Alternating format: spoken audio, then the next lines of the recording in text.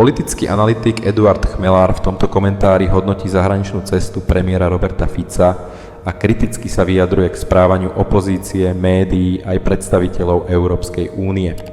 Vypočujte si hlas Chmelára. Bol to Ficov hviezdny týždeň.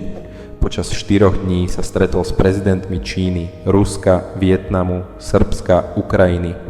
Dialóg s najvýznamnejšími štátmi sveta nie je dôvod na hanbu, ale na uznanie. Nezmyslí o diktátoroch alebo lži o tom, že bol v Pekingu sám za Európskej únie a NATO, sú len prejavom frustrácie, opozície a niektorých médií. Zahanbujúce je skôr vyjadrenie Kaji Kalasovej, ktorá spochybňuje historické fakty o druhej svetovej. A keď už sme pri znalosti dejín, progresívci by sa mali hanbiť skôr za vlastných nevzdelaných kolegov, než za premiéra Slovenska. Z Bruselu neznie kritika len od slovenských potrimiskárov. Skutočným problémom nie je Ficová zahraničná politika, ale to, že opozícia vykazuje znaky číreho šialenstva. Od výrokov o slovenskej verzii fašizmu až po hlbokú orbu Jána Naďa, to už nie je politická diskusia, to je extrémizmus. Uhrík pri nich pôsobí ako umiernený politik. A čo robí Šimečka? Namiesto dištancu ponúka týmto radikálom platformu, pretože vie, že za neho urobia prácu, ktorú si on sám netrúfne robiť otvorene, boj proti hoaxom.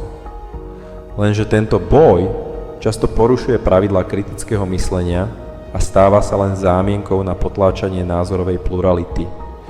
A zároveň práve táto skupina šíri najväčšie bludy, od popierania atentátu na Fica, cez krv sibírskych jeleňov, až po vymyslené kyberútoky. To však neznamená, že vláda má vyhrané.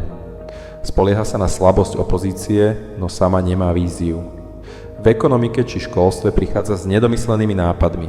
Zahraničná politika pôsobí skôr ako improvizácia, nie koncepčná stratégia.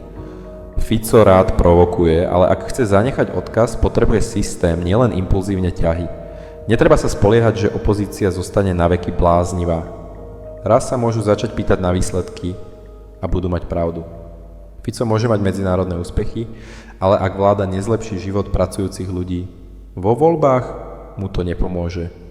Politika sa ťa týka, či chceš alebo nie. Tak prestaň len pozerať a začni konať. Napíš komentár, povedz svoj názor, daj odber, hneď teraz. A nezabudni kliknúť na zvonček.